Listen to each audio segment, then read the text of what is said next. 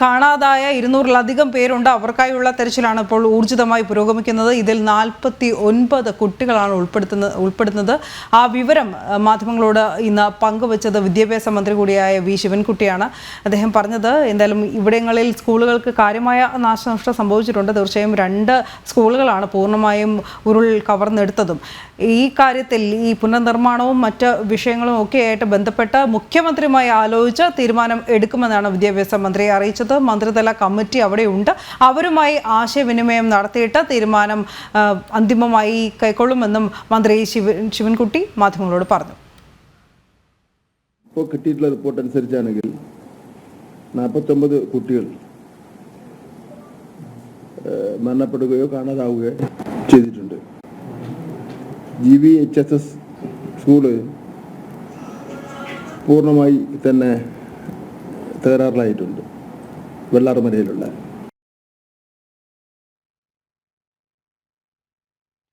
ടിൻഡു ദാസ് ചേരുകയാണ്.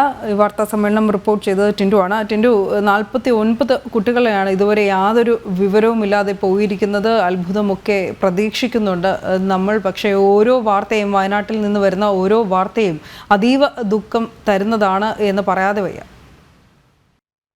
ഉരുൾപൊട്ടലിൽ ഏതാണ്ട് 42ഓളം കുട്ടികൾ കാണാതാവുകയോ മരണപ്പെട്ടു വീഴുകയോ ചെയ്തിട്ടുള്ളതായിട്ടാണ് പ്രാഥമികമായിട്ടുള്ള റിപ്പോർട്ട് ലഭിച്ചതായിട്ട് മന്ത്രി വി ശിവൻകുട്ടി ഇന്ന് രാവിലെ മാധ്യമങ്ങളോട് പ്രതികരിച്ചത്. അതോടൊപ്പം തന്നെ ഈ ചൂരൽമല മേഖല, അതായത് മേപ്പാടി ടൗണിലെ ഈ GVHS വെള്ളാമല GVHS സ്കൂള് പൂർണ്ണമായിട്ടും നശിച്ചിട്ടുണ്ട്. ഈ സ്കൂളിന്റെ നിർമ്മാണം ഉൾപ്പെടെയുള്ള പ്രവർത്തനങ്ങൾ പുനരാരംഭിക്കേണ്ടതുണ്ട്.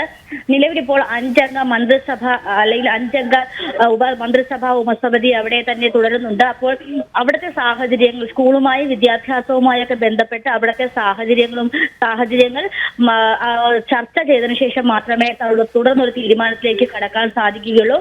നിലവിലിപ്പോൾ പ്രഥമ പരിഗണന നൽകേണ്ടത് കുട്ടികളെ, അല്ലെങ്കിൽ ഇത്തരത്തിൽ കാണാതായിട്ടുള്ള കുട്ടികളെ കണ്ടെത്തുക എന്നത് മാത്രമാണ്. അതിനുശേഷം വിദ്യാഭ്യാസം, പാർപ്പിടം തുടങ്ങിയ കാര്യങ്ങളിലൊക്കെ കടക്കും. ഇത് മുഖ്യമന്ത്രിയുമായി ചർച്ച ചെയ്ത് ഉചിതമായിട്ടുള്ള തീരുമാനത്തിലേക്ക് എത്തിച്ചേരുമെന്നാണ് അറിയിച്ചിട്ടുള്ളത്. പിന്നീടുള്ളത് ഈ പാഠപുസ്തകം, അതുപോലെ തന്നെ സർട്ടിഫിക്കറ്റുകൾ. നമുക്കറിയാം ഈ 10ാം ക്ലാസ് ഉൾപ്പെടെയുള്ള കുട്ടികൾ ഈ മേഖലയിൽ ഉണ്ടായിരുന്നു. അപ്പോൾ അവരുടെ സർട്ടിഫിക്കറ്റുകൾ തുടങ്ങിയ വിഷയങ്ങളുമായിട്ടൊക്കെ ബന്ധപ്പെട്ട് അതൊക്കെ ലഭ്യമാക്കാനുള്ള സാഹചര്യങ്ങളൊക്കെ വരുത്തും. അതൊക്കെ ഇതിനുശേഷം, അതായത് കുട്ടികളെ കണ്ടെത്തുകയും അതോടൊപ്പം തന്നെ ഈ മേഖലയിലെ രക്ഷാപ്രവർത്തനങ്ങൾ പൂർണ്ണമായി പൂർത്തിയായതിനു ശേഷം മാത്രം വിദ്യാഭ്യാസം, അതുപോലെ സർട്ടിഫിക്കറ്റ് തുടങ്ങിയ വിഷയങ്ങളിലൊക്കെ പരിഹാരം ഉണ്ടാക്കുമെന്ന് ഇപ്പോൾ വിദ്യാഭ്യാസ മന്ത്രി അറിയിച്ചിട്ടുള്ളതോടൊപ്പം തന്നെ ഈ 42 കുട്ടികളെ ഈ കാണാതാവുകയോ മരണപ്പെടുകയോ ചെയ്തിട്ടുള്ളതായിട്ടുള്ള പ്രഥമ വിവരം മാത്രമേ കിട്ടിയിട്ടുള്ളൂ.